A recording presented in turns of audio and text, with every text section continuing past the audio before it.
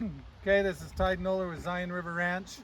We're doing CD&T vaccinations today on our goats, our baby goats for this year. And this is Ash. Ash is a little buckling from Sierra. Here's our little black and white doe over there.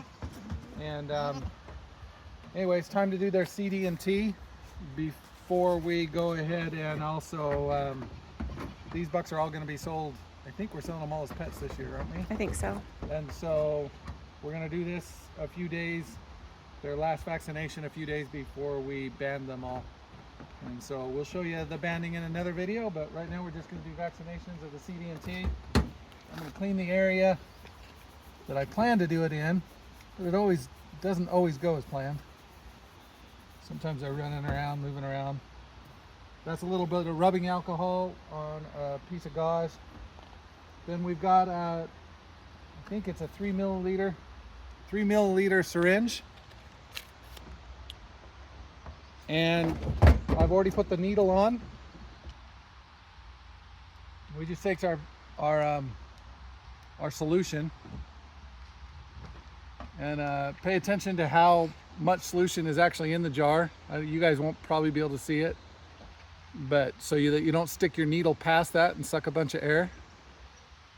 And again, this isn't an official how-to video. I just do it the way I was showed when I was young, growing up on a farm in Idaho, and an old man in our neighborhood that raised Chesapeake Bay retrievers.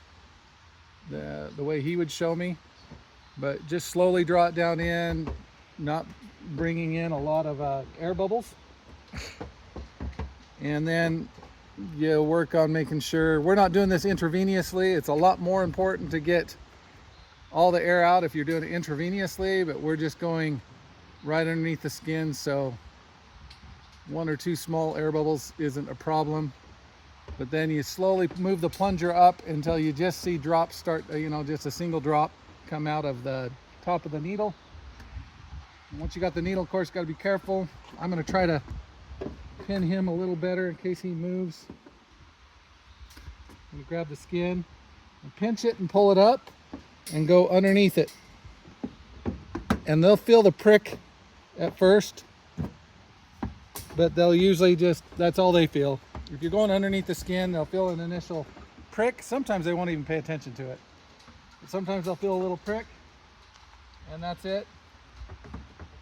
And I always put the cover back on the needle so I don't accidentally prick myself. That's the very next thing I do. And then unscrew the needle.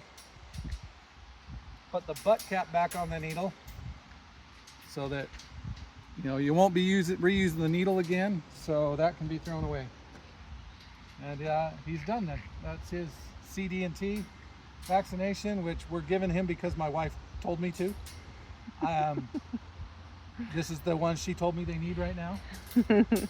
And again, this is Ash. And he comes from great milking stock and has a beautiful milking mother, but